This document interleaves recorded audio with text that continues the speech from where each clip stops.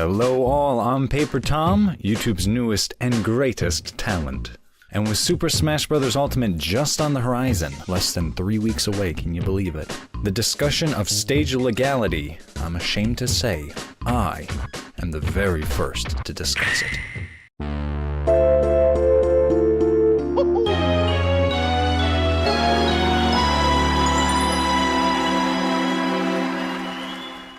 Okay, I know I'm not the first to discuss this topic, however, I hope to add a little twist to my video that I have not seen anybody else do yet, to make it a little bit more unique. I'm not only going to offer the stage list, I'm going to offer two, one for hazards off and one for hazards on. There are those that advocate to toggle on and off the stages as necessary, however I feel as though that might create more of a pause in the matches, so that's something that would have to be considered for later on. Now a quick little background about myself, because if I'm talking about this, what credit do I even have? I am an amateur competitor in my local scene. I do bring fear as I play. But I have always been on the analytical side, especially on the esports side. I've always enjoyed watching competitive play, as well as competing myself. And so by watching the different opinions from the different professionals, the different behind the scenes guys, and just loads of different opinions from my friends and whatnot, I've hoped to narrow down a comprehensive, compact, and may I say, perfect list of stages that should be considered for competitive play. Super Smash Bros. Ultimate boasts 103 stages, not to mention all their variations, further increasing that number.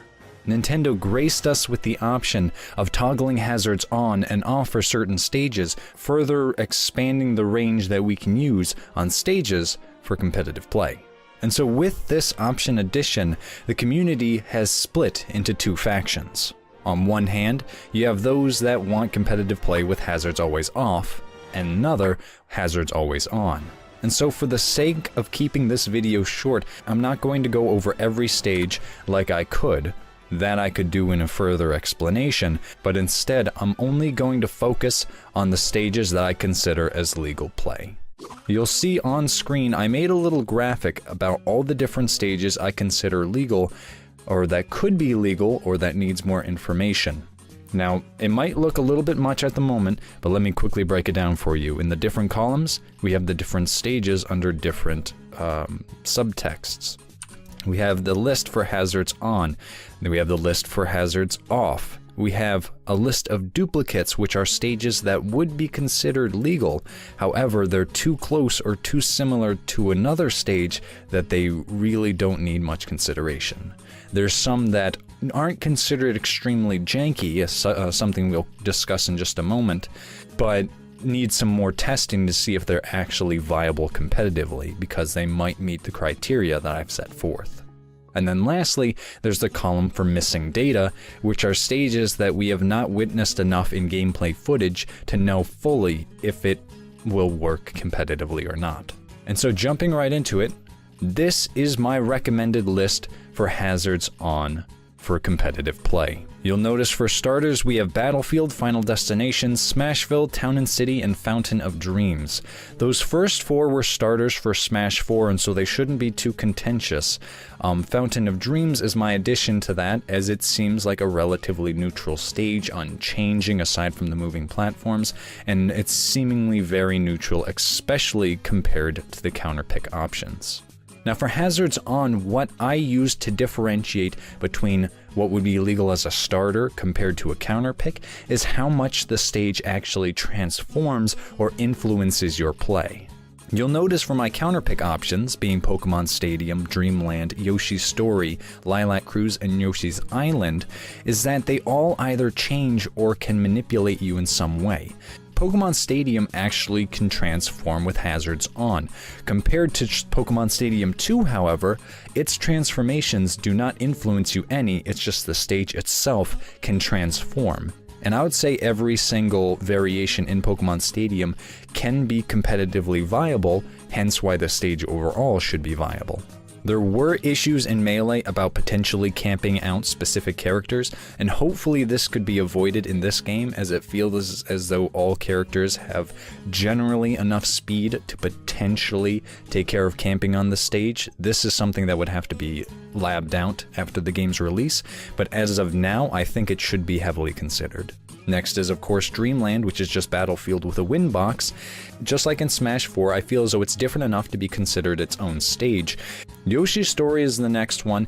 Yoshi's Story is another triplat, which could be an area of concern for some. However, it is like Battlefield with a curved bottom, however has the addition of the Randall Cloud, if people know who that is, and he'll just be making his rounds around the stage. And I think that is enough to warrant being considered a counter pick. I believe it is on Melee anyway. The next pick, which is probably very controversial, is Lylat Cruise. Now in Smash 4, this stage contributed a lot to the jank factor, which we should probably discuss now. I feel as though when people say the word jank, they might be using it in one of two manners. One, it might influence your play slightly, such as the Windbox in Dreamland. However, I feel as though this description doesn't convey what jank really is, honestly. And then the other definition is where it is something that happens to the player beyond their control. Such as, with Lylat Cruise in Smash 4, you could actually fall through the platform sometimes, as well as sometimes not be able to snap to the ledge. Now, this was a significant problem in Smash 4, however, I want to propose that if that is not a problem in Smash Ultimate, the stage should still be considered. Whether or not it's included is up to a tournament's TO. And last up is Yoshi's Island, which the hazards that are included in this stage are the ghosts that pop up on the sides, the Shy Guys that fly through, as well as the middle platform can tilt. I don't know if it tilts by itself or if people stand on it and it'll tilt where they're standing. Either way, I don't feel as though anything in this stage is influential enough to warrant being considered the latter jank, and so I think the stage should be included. This is my ideal hazards on list. Moving on to hazards off, you'll see here that starters are just about all the same. They are all relatively very tame stages. But the problem comes in for hazards off is what qualifies as a neutral stage, because there's really no movement going on. So where's the issue? My criteria for what should be a starter compared to what should be a counter pick is that a starter is something that doesn't have too much going on.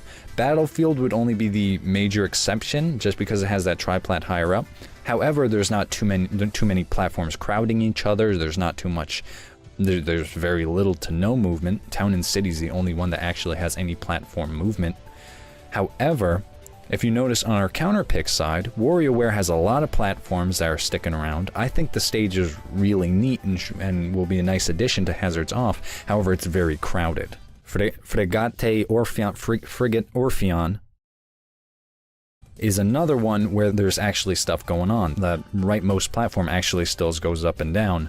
I don't believe the horizontal platform moves any, but either way. Castle Siege is like Pokemon Stadium, but slanted.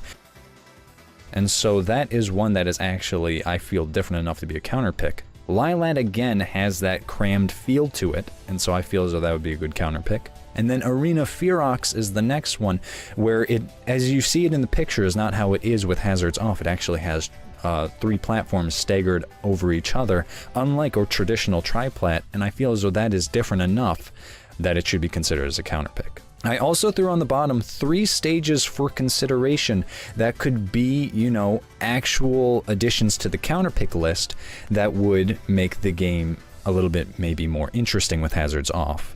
Rainbow Cruise, I think, is a beautiful stage, one that could be very well considered. The only issue is right by the back deck, there is that wall that people could potentially tech off of indefinitely, unless a person mixed up their gameplay, so I don't think that might actually be that big of an issue. Then we have Jungle Japes, which is another one that I think should be considered. People might bring up the problem with the water still sweeping you, but it's not something you can do indefinitely, because that could actually go for a mix-up. You could jump in the water, fling across, and get out on the other side. But the water's only going one way, so it's not something you can continuously do to go back the other way. Lastly is Brinstar, where there's no longer the lava, the stage no longer breaks apart.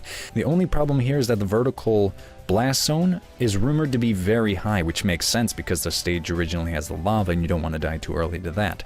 So these 3 stages are ones that I would like to see considered, if not actually included. And so this constitutes my ideal hazards off list. And now, as far as the argument goes between hazards on and off, I myself am definitely on the hazards on side. Because I believe that with hazards off, there is too many static stages with nothing going on, and the game itself is just extremely boring, both as a competitor and a spectator, which is what I've coined as the esports effect. As a spectator, you almost want more going on. You don't want things out of the player's control that's constantly messing them up. Nobody likes seeing somebody fall through the Lilat platform and smash 4. However, people are extremely hyped up when a platform might be in the perfect position that somebody might be able to create a comeback in a scenario that they otherwise wouldn't be able to, or to create a very new combo that has never been seen before. With static stages, there are so many possibilities in the game and combinations of movements that are lost forever because that scenario never presents itself, because that platform that once moved is now static. I feel as though Super Smash Bros. Is the kind of game that can actually allow for a little bit of that movement, that it's not only enjoyable for the spectators, but also the competitors. Because the competitor also has to adapt to their stage instead of just relying completely on muscle memory, like in traditional fighters, that you just have to press the button at the right time and that's it. So if you now have to adapt to the platforms, it keeps the game interesting and fresh, but again, I feel as though that magic that is Smash Brothers could be lost if all we're playing on are completely static stages, except for Town and City and Fregate Orpheon, and possibly Jungle Japes if people actually take that seriously, which, you know, would be pretty cool, I think. Whereas if you look at this list, there's so much going on and never anything that is over-intrusive or over-influential on the player's play. And I just think it opens up the spectrum of what you're able to play in this game. So we've discussed jank, the esports factor, as well as, you know, what constitute a little bit of Smash magic. Now, I might make a list for all the stages and why exactly they are or are not legal, or exactly what happens with stage hazards off as we have more information than before. However, I want to know what you guys think. What do you think of my list? Do you think these 10 are a good option? Do you think that one should be a counterpick that isn't, or vice versa? As well as for hazards off, what do you think your local tournament is going to use? Again, I'm an advocate, strong advocate for hazards on. We'll only see as the meta grows. However, that's about all I have. So if you're new to the channel, please hit subscribe down below. As you can see, I'm a new YouTuber, and so I only have 1 subscriber, and he's my friend. Not to say anything about you.